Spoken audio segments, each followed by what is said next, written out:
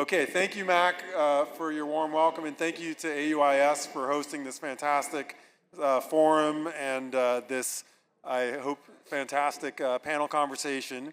Today, we're talking about, in some ways, a grab bag of issues: climate, conflict, health, but in another way, seen another way, we're talking very much about the nuts and bolts of how to actually get at addressing the solutions to the poly crisis that Iraq faces.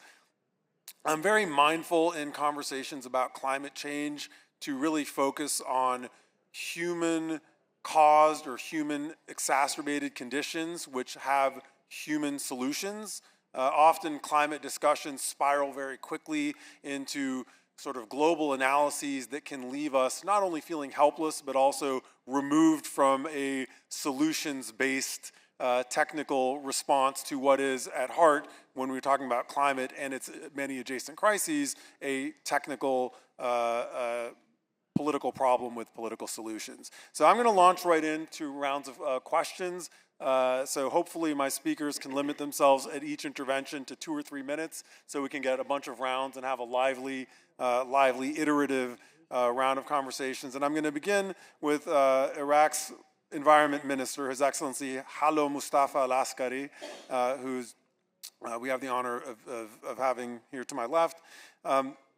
Your Excellency, when we talk about climate and the climate crisis, we often have these very fuzzy terms. We have this vague understanding that climate drives conflict. We have this vague sense that climate is driving many of Iraq's very tangible environmental crises, from water shortages to pollution to agriculture and land use crises. So I want to ask you, we're at a moment of change in Iraq where the leaders of this country are, for I think the first time, really rhetorically embracing climate as a priority. We heard the Prime Minister twice at the forum name check climate change as a priority, and in his first months in office, this was not the case. So I want to ask you, now that the politicians are listing this as a priority, what do you identify as the top 2 action items in your seat as Environment Minister that you would like the government to address? Great, thank you. Good afternoon, everyone. Before I provide the answer, I would like, because I've been looking for Zainab Badawi, and apparently she disappeared from the hall. Yesterday, oh, hi, yeah, you are there. Yesterday, you introduced one of your guests, Dr. Abdulaziz Al-Saqar, and you asked about the name Saqar. Saqar means falcon. We knew it yesterday, but today you've got another falcon here. My name is Halo. Halo means falcon. It's a typical Kurdish name, but I assure you, very peaceful falcon. So, can I just express my gratitude to His Excellency, Dr. Barham Saleh, my brother, my friend, and my former boss. 2010 to 12, we worked together. We had such big achievements, environmental, agricultural, water. So we had good time. Dr. Barham, I miss and I cheer those days. Thank you. I will switch to Arabic now. يوم أمس دولة رئيس الوزراء في حديثه وكلامه عن العراق. العراق اليوم ليس عراق الماضي. العراق اليوم في موقع آخر. العراق كان في عزلة ومنفصل عن المجتمع الدولي، ولكن العراق أن يتمتع بسيادة في المنطقة وله دور فعال، حتى في دوره فعال إلى درجة الوسيط في النزاعات والخلافات في المنطقة، مما يدل على استقرار العراق سياسيا، اقتصاديا، زراعيا وحتى بيئيا. التحديات التي تواجه العراق هي تحديات كبيرة، ويعتبر العراق من إحدى الدول التي تعاني أكثر تضرراً بالتغيرات المناخية من حيث ارتفاع درجات الحرارة، من حيث قلة وشحة المياه، وتراجع ملحوظ في التنوع البيولوجي، تراجع ملحوظ في نسبة المناطق الخضراء، وكذلك ازدياد عملية التصحر.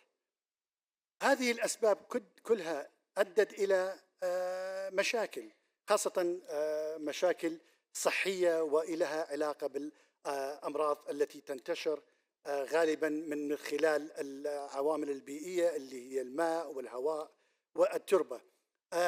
قبل فترة أعتقد الأسبوع اللي ماضي كان أكو عاصفة صحراوية، عاصفة رملية، فأدت إلى إدخال حسب إحصائيات وزارة الصحة العراقية إلى إدخال 1800 شخص إلى المستشفيات يعانون من مشاكل التنفسية، مثل قسم الربو مثلا.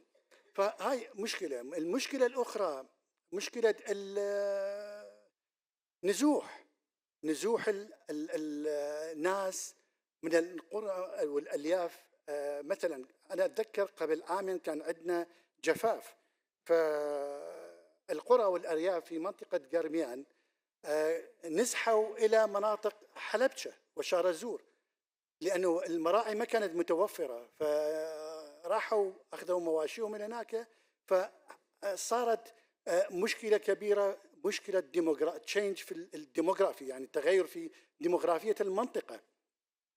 ونفس الحالة بس بالعكس وردت في محافظة ديالى، كان في هناك أمطار غزيرة أدت إلى سيول وأدت إلى جرف قسم من هذه القرى والأرياف اللي موجودة في المنطقة، وبالتالي زحف الناس إلى مناطق أخرى كتغيير هم بالديموغرافية المنطقة. ماذا عمل العراق في هذا الشأن؟ العراق على مستوى الدولة له وثائق وطنية مثل المساهمة المحددة وطنيا، وثيقة التكيف المحلي، وثيقة التكيف الوطني، وثيقة التغيرات.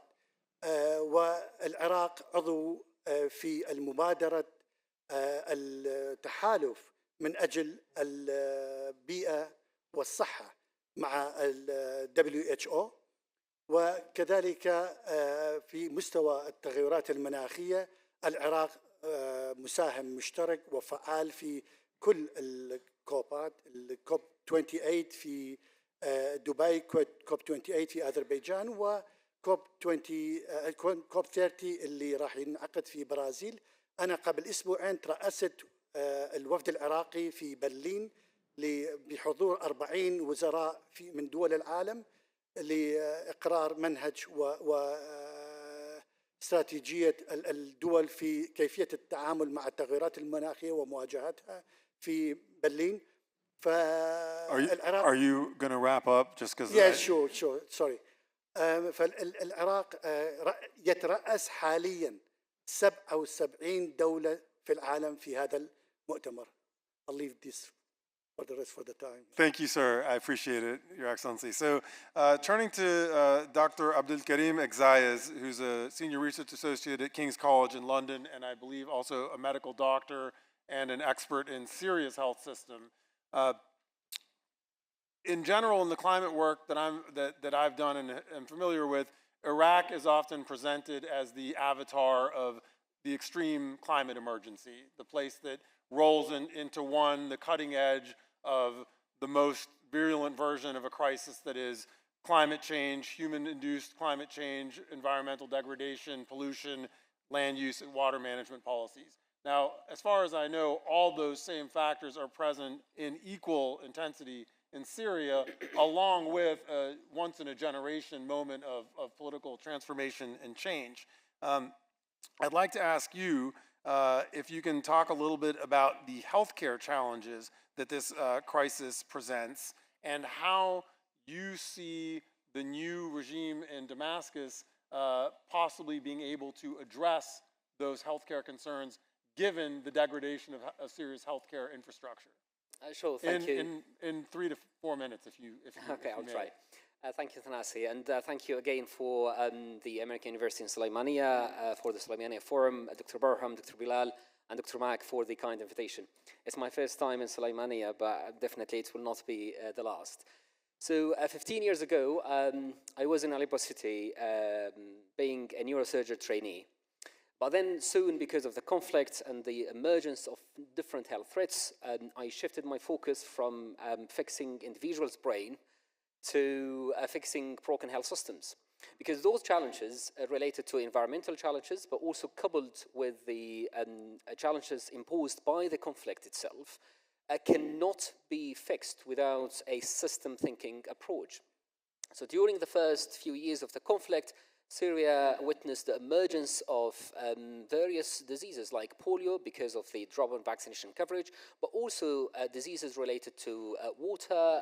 His Excellency mentioned some of the diseases that are related to water, for example, cholera. So the emergence of cholera recently in 2022, the whole region witnessed a cholera outbreak that with more than 700,000 cases across the Middle East and more than 400 deaths. And Syria was not an exception, but the problem that because of the collapsed health system in Syria, Syria was not able to respond to these crises. And if we need to think about what can be done now to respond to these challenges, we need to understand the health system. So before the conflict, the revolution in Syria, so the health system in Syria was extremely centralized. And this centralization was coupled with levels of corruptions and inequalities. And those inequalities were not considering the certain specific challenges in each region. I'll give one example before the conflict. So if you compare health system indicators, for example, in a governorate like Tartus, which is loyal to Assad, to a governorate like Raqqa, which was facing various challenges, including drought, for example. So one indicator, which is number of hospital beds per 10,000 population. So in Tartus, this indicator is 21. And in Raqqa, it was between 3 and 4. So it's about 7 times more in Tartus. So these inequalities, I think, contributed even to be a cause, one of the causes of the conflict itself. So now the current government, since the December 8th, I think they tended to have, again, a centralized approach so far. And the main reason was because of lack of trust within the different regions, but also lack of capacities and expertise, and also to fight corruptions. But I think they need to change this. They need to embrace the various expertise and innovations developed in each regions to respond to the certain challenges in each region. So the health system now in Northwest is very different from the health system in Northeast. But we need not to compare between those systems, but to embrace the differences, the innovations, trying to bring back this into a one health system that has some centrality in relation to health planning and design, but have decentralized approach for implementation and innovations and priority settings locally. Can I ask you, these fragmented, regionally developed health systems, do you see this as, in some ways, a useful example of local adaptation in which each of these systems has actually developed locally suited expertise to the nature of the crisis they face? Or is it more a question of balkanization and sort of just resources, local governance, and not something to positively draw from? So I would say it's a mix of both. So if we look at the various governance systems in Syria now briefly, so people think that in Syria there were 3 areas of control: regime, Assad regime, oppositions, and the self-administration northeast of Syria. But I think if we look at the governance systems, we have at least more than 7 different governance systems. In our study, we try to understand the health governance across the different areas of control. And we identified in the Assad regime areas, we had 3 governance systems. One that was run by the Damascus government, and another, which this one is characterized by centralization, inequalities, and corruption. But however, the infrastructure in these areas were quite maintained. And then we have Suwaida and Dar'a in the south. They have different systems. So in Suwaida, they developed quite locally driven but diaspora supported system, especially focusing on community health workers, which I think we need to get the lessons from this experience. In Dar'a, we have different political landscape with the Al-Awada, for example, in control after the mediation by the Russians in 2018.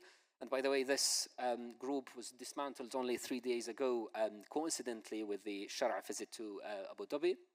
And then in northwest of Syria, in the opposition areas, we have two different distinctive systems. In Idlib, under HTS, the local doctors, they developed a system that is bottom-up. They derived the legitimacy not from the political bodies, but from the General Assembly composed of all health facilities, supported by the humanitarian response and the diaspora. And then you have the Turkish-backed groups in northern Aleppo, where the Ministry of Health of Turkey was operating at least 7 major hospitals in northern Syria, but the structure was mostly vertical with minimal inputs from the communities. And then we have northeast of Syria, where they were quite unique examples of decentralized governance that we need to learn from. But even in northeast, we have a different system that was run by Damascus government, because they self-administration were not able to solve the issue of accreditation. So those differences... Are you wrapping up? Yes. Those differences, we need to embrace the differences, because they were developed for a reason. Because the challenges in each area were different, so we need to embrace the lessons learned from each system to come up with a united national health system that respect the specificities of each region, but in the same time have a central health planning for the whole country. Thank you, Doctor. Now turning to Dr. Erica Gaston, who's the head of the Conflict Prevention and Sustaining Peace Program at the United Nations University, which is a university without students, as far as I'm aware. We hear a lot about climate and conflict. There's this implicit claim that that climate change is exacerbating conflict. His Excellency was talking about demographic change in a way that arguably, I think, connects to the climate crisis. And I want you, because I'm somewhat skeptical of this group. I'm not skeptical of the constituent parts of this crisis. I'm skeptical of how directly these things causally connect to each other. Can you unpack for us how the climate crisis or the climate emergency exacerbates or affects conflict, and in particular how that manifests in Iraq? Yeah, thank you. Yeah, so I worked for a UN research institute, and I work on this issue at a global level. So we just did a recent study that looked at how 50 different countries, some of the climate security threats facing them, and also some of the responses. And what comes up the most often is thinking about climate security at 3 levels. So at a local level, what are the risks at a national level? What are the risks at a regional level? And what I think is really challenging for Iraq is it's in the crosshairs, sort of has flashpoints at all 3, in addition to having a very big looming sort of climate mitigation risk. So what do I mean by that? At the local level, as we all know, there's declining water resources, other pressures on natural resources, and environmental degradation. This is some of what the minister got to. This is already causing increased violence and tensions, land disputes at a local level, mass displacement, other health effects. And that only gets worse the more that those pressures grow and the more you're not able to manage them. Another interesting issue for that in Iraq at a local level relates to armed groups. So there's been a lot of discussion in a lot of the other sessions about, does the instability or the turbulence in Syria increase the risk of Daesh coming back? Well, one of the things that we found globally is when you looked at why fighters join armed groups, a lot of it has to do with climate pressures and the way that affects livelihoods and resources as well. So the more that you get that situation worse in Iraq, the more also you get a risk potentially of recruitment and radicalization in different areas than maybe in the previous Daesh crisis. So that's what's happening at the bottom-up level. And then you've got regional tensions. We've already referenced this a couple of times in different sessions, the tensions between Iraq and Turkey, between Iraq and Iran, over dams and sort of upstream water resources. A lot of people say Iraq is in a bad neighborhood for overall conflict dynamics, but it's in a really bad neighborhood in terms of water conflict dynamics and the potential for that in the future. So add those two up, you've got pressures from the bottom up and from the top down that generate different security risks. That's hugely problematic on a national level. And then add the layer at the best way that you could manage any of these would be to have coordinated governance from Baghdad with the KRG, addressing water management top down, bottom up. And we've all highlighted some of the issues that Iraq faces on that. So those are the sort of like overall 3 levels, but then add to that, which is very different from what you get in a lot of other countries, you've also got this climate mitigation energy crisis. So, Iraq is gonna run out of water before it runs out of oil, but it will also eventually run out of oil. And long before then, there's going to be mass changes in the hydrocarbon economy that might price out some of Iraq's current economic competitive advantage in terms of oil. And when that happens, when the bottom falls out on oil, you're talking about major economic instability in Iraq, both because of what it will do to the governance level, but also potential for outright violence. And so that's where Iraq is sort of sitting at a different level than a lot of these countries. It's not only got these immediate pressing climate adaptation challenges, but it also has this larger strategic threat to its economic interest. And just the last point on that, and then I'll stop. I think one of the challenges too is that a lot of other oil-producing countries, they already have their eye on this long-term picture. They're diversifying their economy. They're looking at how do we clean up the oil sector to make it more competitive. They're looking for that long-term. We're not already seeing that as much in Iraq. Thank you, Erica. Now turning to Peter Schwartzstein, an environmental journalist at the Center for Climate and Security and the author of a fantastic and challenging book about the climate crisis. And Peter's done a lot of field work. From Peter, I heard years ago about some of the details of land use policy from the vantage point of individual farmers in Baghdad's Greenbelt. Can you dig in, Peter, a little bit to the specific ways in which this emergency manifests in Iraq? And if you can, as you tell us some of these sharpest examples, if you can connect it back to the central theme of this panel, which is human impact and health impact. Absolutely. I'll try and sum up many years worth of research into in 4 minutes. I know you're condense good it at that. into a very brief window. Again, delighted to be back at the forum after a few years away. So between about 2014 and 2017, I did many, many months of groundwork in different parts of Salahuddin, Kirkuk, Anbar, and Nineveh governorates, basically looking to kind of flesh out the idea that ISIS had profited tremendously from collapsing conditions in farming-dependent areas. And what I found over the course of that period very much sort of bore out that hypothesis. Like the sort of villages that were most water-deprived yielded, on average, 2 or 3 times more fighters than those that had supplementary sources of irrigation, i.e. Communities that were dependent, or almost entirely dependent, on rains and rains alone produced many, many more fighters than those that had supplementary sources of irrigation, like access to deep bore wells, like access to irrigation canals branching off the Tigris and Euphrates. Now, I'm not, of course, for one moment suggesting that this sort of jihadi group was a kind of water and agricultural-born beast alone. What I am suggesting is that without these phenomena, it never would have been able to sort of grow into the sort of massive force that it at one point fielded. Equally, I did a lot of work in different parts of the marshes, looking at how key parts of the anti-ISIS coalition, notably a number of the PMF groups, had themselves benefited from similar-ish phenomena. So in the marshes, where, of course, almost every profession is in some way connected to the quality and quantity of the water, buffalo breeding, rice cultivation, fishing, the communities that had less regular water access produced on average 70 or 80% more fighters for some of the less well-known, more fringe PMF groups which had struggled to recruit in kind of more conventional ways. Now, when we look, and just a kind of a series of points to try and bear out how acutely vulnerable Iraq is to kind of climate-related instability, climate change often applies pressure to a lot of society's existing weaknesses, its existing fissures. And for this country, that's terribly bad news because there's an awful lot of weaknesses for these climate stresses to exploit. We have corruption, of course, a theme that has, for very good reason, come up time and Lahib's time 3 again. C's. 3 C's, indeed. a theme that's come up time and time again this week.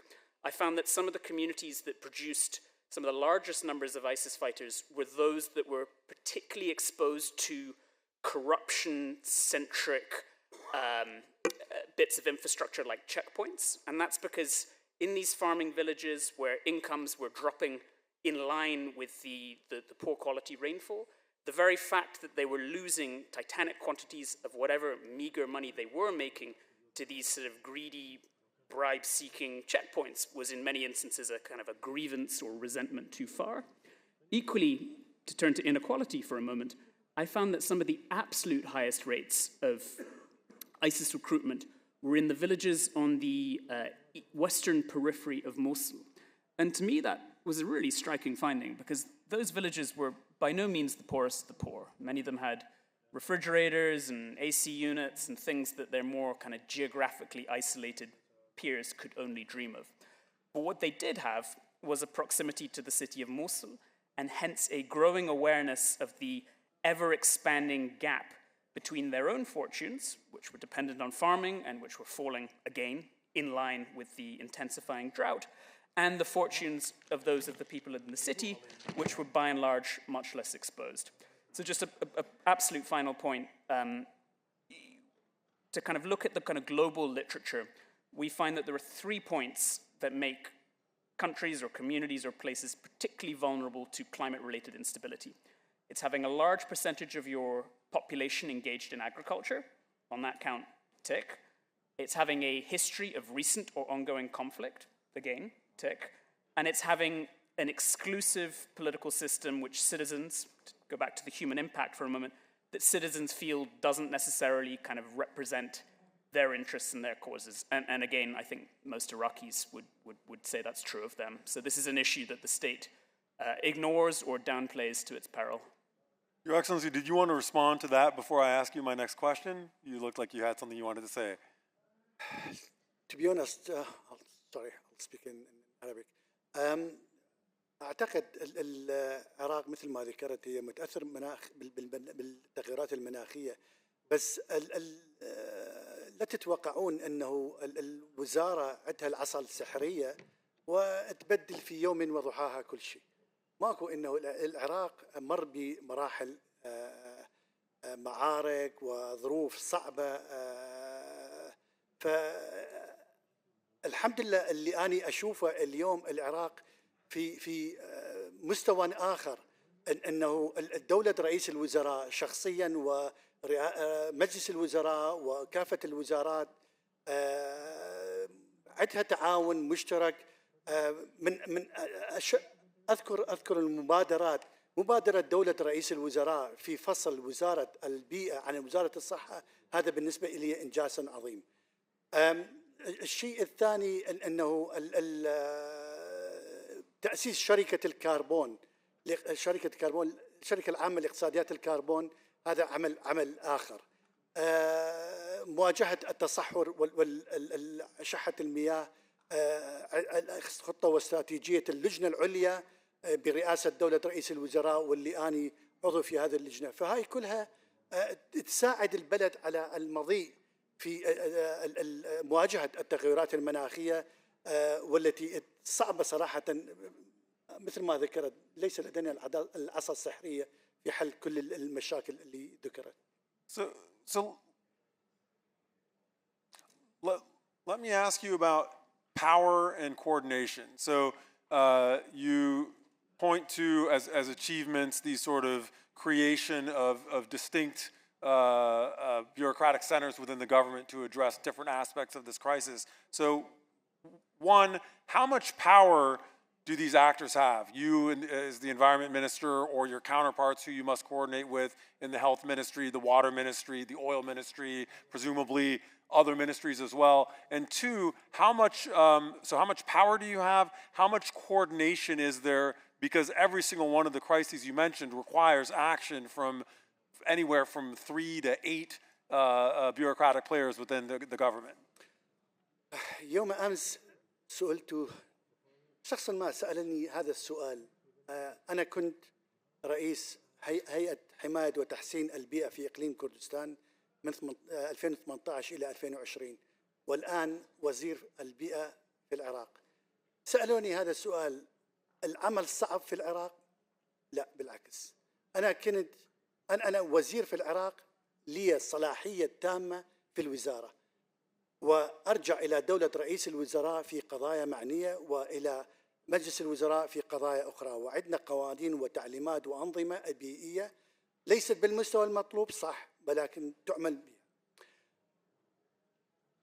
التعاون بين الوزارات، نعم هناك تعاون مشترك بين الوزارات، وأهمها تلوث هواء بغداد. كمثال بسيط على هذا المشروع، أنا لما استلمت الوزارة يوم 1/12 مثل ما ذكرت، بدأ تلوث هواء بغداد في شهر أكتوبر، شهر 10 أي أكتوبر. فدولة رئيس الوزراء كان إلى توجيه بقسم من الوزارات: وزارة الداخلية، وزارة النفط، وزارة الصناعة، وزارة الزراعة، وزارة البيئة، هيئة الاستثمار، وباقي الوزارات والهيئات الأخرى، تعمل سوية كلها على حدة وكمنظومة. وزارة البيئة كوزارة رقابية مع خلي ما تفوت هاي الفرصة. أكثرية الناس، الشخص اللي قاعد أشر عليه البارحة السيد ذكر أنه عندهم منظمة بيئية، نقدر كوزارة البيئة نساعدهم. قلت له شنو المشروع؟ قال لي مشروع تدوير نفايات. قلت له هذا مو من ضمن واجبات الوزارة، بالعكس واجبات الوزارة تماما تختلف وأهدافها تختلف. وزارة البيئة دور رقابي وليس تنفيذي. فنعم اللجنة الوطنية العليا مثل للمياه مثل ما ذكرت، وزارة الزراعة، وزارة البيئة، وزارة الموارد المائية، وزارة الخارجية موجودين. فحل مشاكل المياه داخليا وخارجيا، حتى على مستوى أنه إيرادات العراق بالمياه هي أقل مما كانت عليه، لأنه أكو ضغوط وأكو سياسات معنية من قبل الدول المجاورة بتقليل وخفض الإيرادات المائية للعراق. فكان هناك مناقشة كيف يتم العمل المشترك من قبل الوزارات المعنية للتفاوض مع الدول المجاورة بشأن هذه القضية، مشروع المياه. فنعم أنا متحمس صراحة، لأنه أشوف أنه البيئة تأخذ مجرى آخر مما كانت عليه في السابق كحكومة وكشعبا. نعم التوعية البيئية يراد لها أكثر، لحد الآن مو بالمستوى المطلوب. البيئة خلي أرجع إلى سنة 1970، العالم كلها بدأت ورا الثورة الصناعية، العالم كلها بدأت اهتماماتها خصوصا الدول المتقدمة بدأت اهتمامها أكثر وتزايد أكثر لموضوع البيئة. بس إحنا بالشرق الأوسط حتى الآن مفهوم البيئة، أقولها بكل صراحة، ما مستوعبة لا من قبل الحكومة بالمستوى المطلوب ولا من البرلمان ولا شعبا. فيراد لنا توعية أكثر. Thank you. Thank you, Your Excellency. Okay, so I'm gonna depart from the script I shared with you guys, so just roll with it. Dr. Abdul Karim, I want to ask you about what you have learned from studying Iraq's experience. And although we're talking in general about the sort of environmental and climate coordination, I think you're looking more specifically about the health systems experience. But the question is about state building, right? So what have you learned from this experience about how to either avoid mistakes that delay state building, or to build on positive examples that are helpful for state building? Sure. So as we know, the health system of Iraq has been going through many challenges over the last 15, 20 years. So, but there are lessons to be learned. So I think, for example, the federal system that was developed after the 2005 constitution in Iraq, I think it is something to learn from. So identifying health as right for all people in the constitution of 2005, and then recognizing the region of Kurdistan as an autonomous region, I think paved the way for more clarity in terms of identifying the roles and responsibilities between the center and the regional levels, which I think is really important. So centrally, you have the health planning, the design of the overall health agenda, and then locally and regionally, you have the implementation and responsiveness. I think there were some successes. One of them, I think, is the COVID response, I would say. So the surveillance system that was developed regionally in Kurdistan, Iraq, was one of the very good surveillance systems in the region. And this was complementing the surveillance system of Baghdad. So this kind of complementarity between regional and central level was something to learn from. And also there are certain exercises that, although they were late, for example, the National Health Agenda in Iraq was developed in 2014, about like 10 years after the 2003 war. But because of considering the challenges, I think the National Health Agenda, as a post-conflict National Health Agenda, it is something to learn from. The various exercises, the National Health Accounts developed in 2006, the Essential Health Service Package as well in 2007, so all of these exercises developed by the federal Iraqi health system, I think it is something to learn from. And I think it is more about understanding the specificities of each region. I think if anything we need to do now in Syria is really to use maybe or to start with the technical health discussions to pave the way for more local community dialogue. Because I think starting with technical discussion is a safer kind of place to initiate the discussions. And we tried this actually at King's College London with other partners. Over the last 5 years, we've been hosting an annual conference called Health Research in the Syrian Conflict, where we try to invite researchers and practitioners from Damascus, Latakia, Idlib, and Hasaka. And initiating technical discussions between those people, I think, was something much easier than initiating like political discussions. So I think this also one thing to learn from the experience of Iraq, and also to initiate these technical discussions. There's a claim I hear a lot, and I hear this in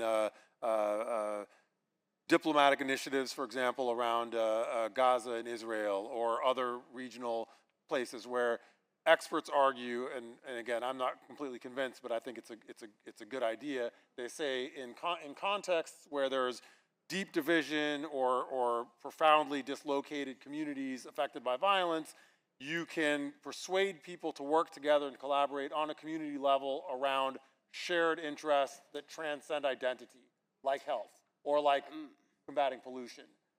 I think I believe this argument. Looking at even starting from the Balkan War in the 90s, the WHO had an initiative called Health as a Bridge of Peace at that time. And also we had various initiatives under the triple nexus, the health, the humanitarian development, and peace building. So if I would respond to a humanitarian need, I need to think about, for example, a cholera outbreak. I need to think about the development element, how to strengthen the local systems, but in the same time, I need to think about the peace-building element, how to bring people together, how to discuss together.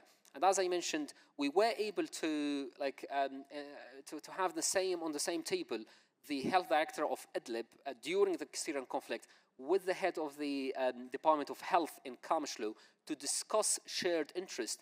And in some occasions, those discussions resulted in shared projects that benefit communities in both areas. So I do believe in this argument, but the caveat here is not to politicize health, because health and other services should not be politicized, but maybe investing the opportunity to initiate community dialogue is something different.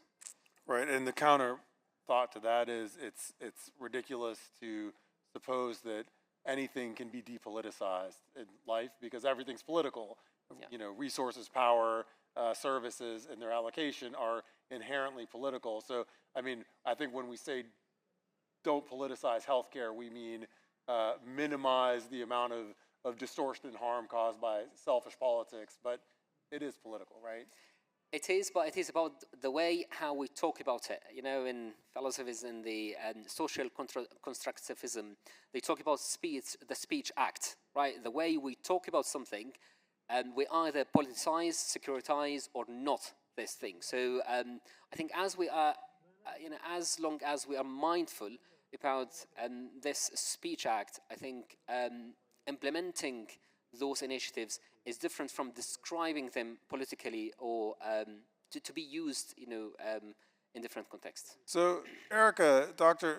Erica, Doctora, what resources are available for Iraq, Syria, similarly situated states from the international community, from the UN, from other like funding or COP mechanisms, and I mean money, or if there are political frameworks that they can draw on to address crisis? Yeah, I mean, if I might, I'll just two-finger actually on that last Please. question as well, because I think it's tied to the international funding. So I think Is this our first two-finger of the forum? there is that same, it's supposed to be a conversation. So yeah, so there is that same, I think, sort of common ground with environmental peace building, with sort of infrastructure related to water, to agriculture and things like that, that there can be to health. And that's both because local communities, I mean, for them, this is often the most pressing issue. So I've worked in a lot of conflict-related peace building projects.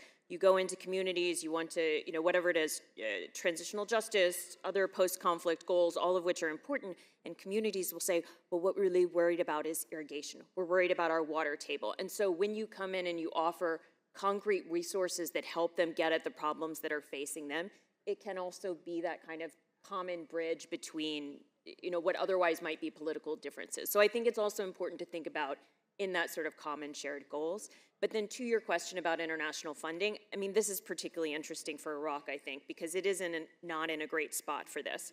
So when you look overall, like Iraq does receive some funding from vertical climate funds. There are different international projects, UN projects here related to climate security.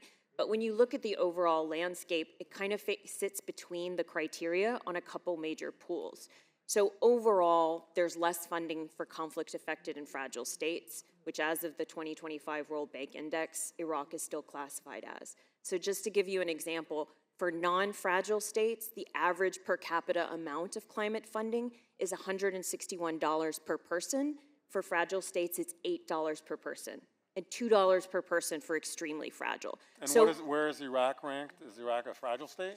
is still a conflict and fragile state. So yeah, so it's, and why is that? I mean, donors are risk averse. When you think about climate change, it affects all of the different countries. So there's lots of places where you could invest in climate adaptation that don't have risks of conflict relapse, attacks on infrastructure, or corruption, or just slow processes that might be associated with recovery from conflict. So it's not a bias. This is where the greatest vulnerabilities are, but it is a fact that it puts it in a not great position. Now, the other side of it is there are a lot of funds that are specifically for kind of climate and peace funds for conflict-affected ones, but a lot of those are specifically aimed for least developing countries. And Iraq sort of has too big a GDP, it classes out of that set of funding too. So it doesn't mean that international help is not forthcoming, but it does mean that some of the biggest international sources we would look at to respond to some of the climate security challenges I talked about are more limited in Iraq's case. And let me ask, you mentioned adaptation earlier, and we haven't yet touched on this, but Iraq is a major hydrocarbon producer and I mean exporter of hydrocarbons and burner of carbon. And it's a rich country, right? It's a country that needs help, but it's also a country that has money, and so there's this sort of perpetual trap of how do you help a country that seems like it maybe has the resources to help itself. So how do you think about this sort of hydrocarbon piece of Iraq's situation here? Yeah, I mean, I think the hydrocarbon and the hydrocarbon governance is a major part of this. I was chatting with some of the colleagues who were sitting on the energy panels yesterday, where I think this is the intersection. And they were telling me, which I didn't know before, that even though Iraq isn't the biggest emitter, it emits, say, 0.5% globally of emissions. That's about what it should be for its population if you just take it on percentages. But when you look at things like the flaring problem and the emissions that result of methane, so methane is sort of a super cooker. It speeds up climate problems much faster than other emissions. On that respect, Iraq's industry is really not great. It's sort of second only to Russia in terms of being the dirtiest emitter in terms of those flares, at least in the last few years. And I was looking this up after this conversation, and apparently that's been on a downward trajectory. So apparently those gas emissions flares have been getting worse by the tune of 40% increases over the last 10 years. Wow. So that is a major problem. I will Even say, while there's been endless conversations about capturing the gas flares. capturing the gas flares. I do think it was notable that the Prime Minister highlighted this in the opening address and made the goal to be towards, net zero emissions. I mean, I would love it if that signaled a sort of flex point, a decision to say, actually, we do need to address this. We need to work a little bit on the dirty hydrocarbon problem. And that would be great if like 2025 was the year of departure. I think the challenge, and this goes back to all of the governance issues we've been talking about for the last 2 days, is that so many of the linkages to these hydrocarbon problems are baked into the political structures, which still haven't been totally rooted out. Peter, let's talk about environmental peace building, which I know you've documented some successful cases of. Is this a plausible vector for conflict resolution or healing communities? And can you point to maybe a success story that illustrates how this can work? Yes, I mean, we've been talking thus far about the ways in which climate and environment can contribute to violence and instability, but there is another side of the coin. And just to sort of very briefly define the term for those of you that are not familiar with it, environmental peace building basically looks at the ways in which shared environmental problems can be harnessed to build trust, harnessed as entry points for kind of hostile or warring communities to build a kind of momentum for action to sort of calm relations across the board.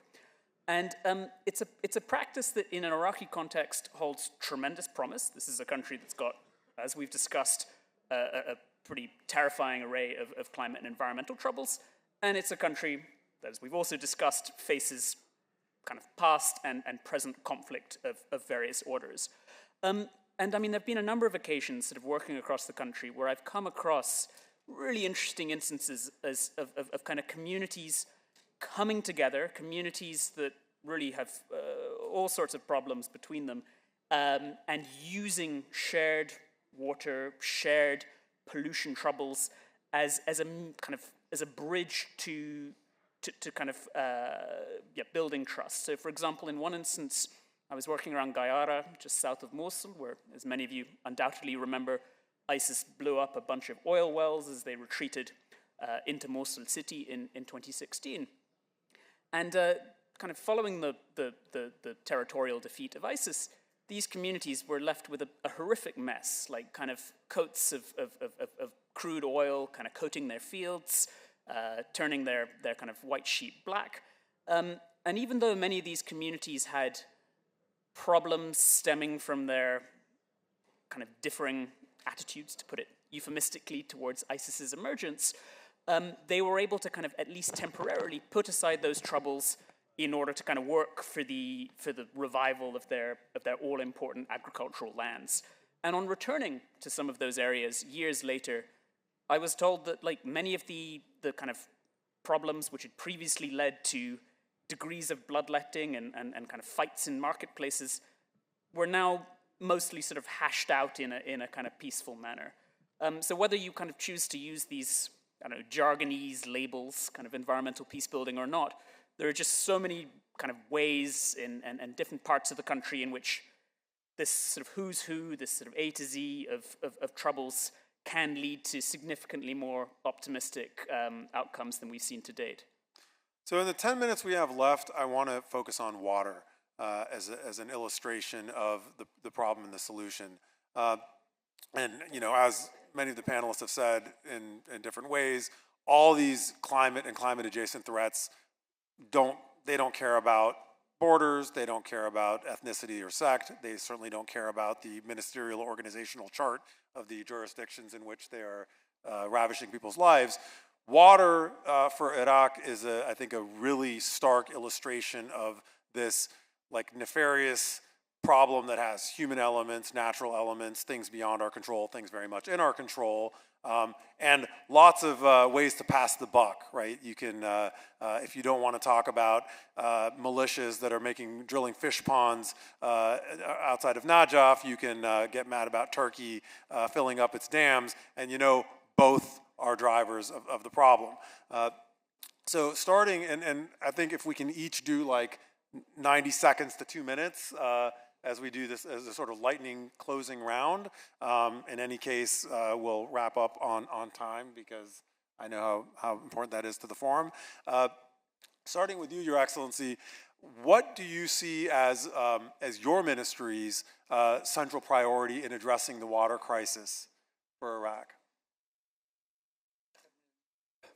الو اعتقد ان ليس من العدل انه تعطيني 9 ثواني لاجابه سؤال بهذا الحجم وبهذا بالمنطق. انا بس اريد اذكر فد شيء واحد. انا دكتور صلاح الحاج من منظمه الفاو. I can't hear the translation, which is I guess okay, but I'd rather be able to hear it if the Okay, translator. I'll switch No, it no, in. that's fine. The translator can just get to the microphone. It's good. شو ذكر الدكتور صلاح الحاج من منظمة الفاو، واحنا بارتنرشيب في مشروع كمثال على الماء و how Iraq is يعني facing the التغيرات المناخية والحلول اللي موجودة. نحن مع الفاو وقعنا مشروع ب$30 مليون كمنحة للعراق مثل ما ذكرنا كتمويل لشنو؟ لسببين. وزارة الزراعة هي اللي مستفيدة لاستحداث طرق ري في المحافظات الجنوبية خاصة المثنى والسماء والمثنى وكربلاء والنجف أعتقد. وكذلك وزارة الموارد المائية هي لتحسين إدارة المياه ونوعية المياه. هذا أحسن مثال اللي اليوم الشخص أمامكم أنه نحن نحاول كتمويل نستحصل على تمويل من المنظمات الخارجية لغرض إدارة الأزمات البيئية. وزارتنا لها رؤية واستراتيجية في زيادة الرقابة على المشاريع القطاع العام وقطاع الخاص، خصوصا لما نلاحظه الآن في نهر دجلة. هناك ملوثات كبيرة تستخرج من المستشفيات والمنشآت الأخرى وتصب في نهر دجلة. أنا المفروض كان غدا ألتقي بس إذا one more second please. إذا ألتقي كان المفروض في هناك اجتماع بين United Nation Agencies وجايكا وكويتا وجي آي زد في سليمانية بشأن تانجرو نهر تانجرو ملوث لأسباب كثيرة ما أريد أذكرها اليوم، لأن بس ليش سليمانية عدا المناطق الأخرى في المحافظات الأخرى في العراق. السليمانية مثل ما ذكرها الدكتور قضايا الكوليرا كل عام الشهر الرابع الشهر الخامس التاسع العاشر الكوليرا تظهر خصوصا في محافظة السليمانية، لأنه waste water that is discharged to the river is polluting the river and it goes to Darbandikhan as well, and from there all the way to the middle and the south of the country. Fantastic. And I have a follow-up question for you. That's why I wanted to. Is your ministry measuring pollution levels comprehensively in the water system? And is your ministry measuring health impacts of pollution? هل الوزارة قادر على أخذ هذه القياسات بالشكل والمستوى المطلوب؟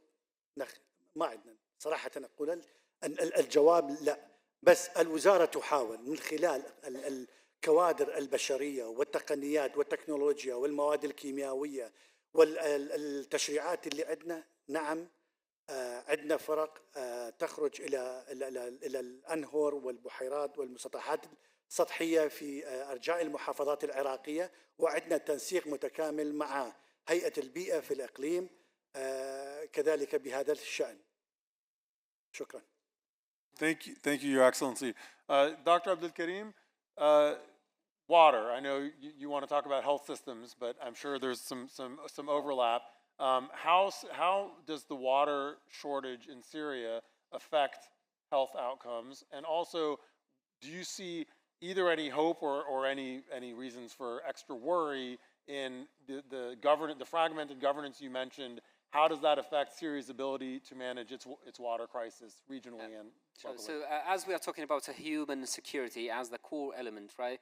And when it comes to water security, food market, conflict itself, because we are centering our discussion on human security, I think all of us contribute, all of these factors contribute to the same impact on human security. So that's why the response should be multi-sectoral and multidisciplinary. And I think, and I would like to end with these kind of two recommendations, not only for Syria, but for the countries in the region, and also regionally and internationally. So the first one, we should consider having national health security agenda. And having the national security agenda responding to the One Health approach, which consider human and health, animal health, and environment. That's the one health framework? The One Health agenda. I think pioneered here at AUIS by Mac and some of his colleagues, right, or at least advanced. I think in our region there should be more focus on the One Health approach and on developing national health security agenda. Some countries like the UK, they benefited from the experience of the COVID, and they established a dedicated national agency for health security. The UK in 2021, they established the National Health Security Agency in response to the COVID-19. And in the US, they established the Health Security Agenda in 2014 under the Obama plan. So our countries, they need to consider having their own national health security, which should be part of the national security of these countries. And the second recommendation is to increase regional and international collaborations. And those collaborations, they respond to these threats. They do not respect borders. And we've seen in the COVID and in the cholera, they affect the countries without respecting the borders. So we need to encourage collaborations between universities, policy institutions, think tanks, and governments to respond to these threats collaboratively. Erica, do you need more of a prompt than just water? No, because it can already tag off of what the minister shared. So we were looking at a study that was looking globally at climate responses, and actually I think this example that you mentioned of the minister's collaboration with FAO and some of the others came up. There was a study in Iraq that was looking at vulnerability and flashpoints, and the critical factor was not just whether the water table was low or whether there was drought, but in communities where there was another exacerbating factor. So maybe there was tribal conflict, there was a local governance issue. It was those two things layered. And so actually, according to the study, some of the Iraqi ministers heard about this and put it into action, not only with partnerships like those with FAO, but also restarting a series of water consultations and dialogues that had long been planned to try and reach out and address some of these governance issues. So I think, you know, water management is a local governance, and that's the first step. Peter, you've also talked about, I think, and written about water wars. I actually want to ask you to do two things in your few minutes. One is to talk about how you see the sort of riparian sort of dilemma of Iraq fueling conflict. I also want you to talk about the domestic threats to water security, mainly from the agriculture sector in Iraq. Certainly. So I think I'm the last thing standing between you and lunch, which is a pretty unenviable position, but I'll try and wrap up some pretty comprehensive or pretty intimidatingly large questions as swiftly as I can. I mean, as many of you might know, there's been a long, often very sensationalist narrative about kind of so-called water wars. I mean, back from the 90s onwards, there was the line that was quite frequently trotted out that when kind of the sort of past or present wars in this region were supposedly fought over oil, but that future ones would supposedly be fought over water. And certainly at a national level or regional level, that kind of set of fears, both in this region and globally, has not been borne out. These kind of state-on-state, vicious, kind of Mad Max-style fights over water have mercifully not turned yet into a fixture of our international scene. But to riff off kind of Erica's kind of multi-tiered approach from earlier, at a kind of more local level, it's a much less pleasant, much less happy take. So as we know, between Baghdad and the KRG, water remains a bone of contention and one that will likely become a significantly bigger one if the KRG pushes on with its ambitious dam construction programs. If you look at the lines of advance that federal Iraqi forces pursued as they seized a bunch of the disputed areas in 2017, it's absolutely not a coincidence that the Dibis barrage and the Mosul Dam and a number of other key bits of water infrastructure were among the very first places they went for. And I mean, equally at a kind of governorate to governorate, village to village level, water-related conflict remains kind of a fixture at basically every level of Iraqi society, and one that threatens to only grow. But to very finally wrap up on the domestic threats to Iraq's water security, we all know about climate change, massive issue. We know about Turkish and Iranian dam construction, a big issue and one that only threatens to grow. But if we look at kind of neglected or kind of unfit for purpose water infrastructure, if we look at agricultural policies that are not fit for purpose, if we look at water pollution, which is sort of soiling much of the water that Iraq does have in ways that ensures that that's not usable, ultimately there's an awful lot that can be done within Iraq's borders. Thank you, Peter. And just to make sure the record's clear, because I got a message, if anyone had the impression that a panelist said that there had been armed conflict between Iraq and Turkey over water, I don't think that's what anyone meant or even said, but just to clarify that is not a position held on this panel. Mr. Minister, I'm afraid we have to turn it back over to our hosts. This panel has been exemplary, and you, sir, have been exemplary of being a senior government official who was willing to subscribe to time limits, and I hope your colleagues in the cabinet take inspiration from your example. Dr. Bilal, thanks for hosting us, and over to you.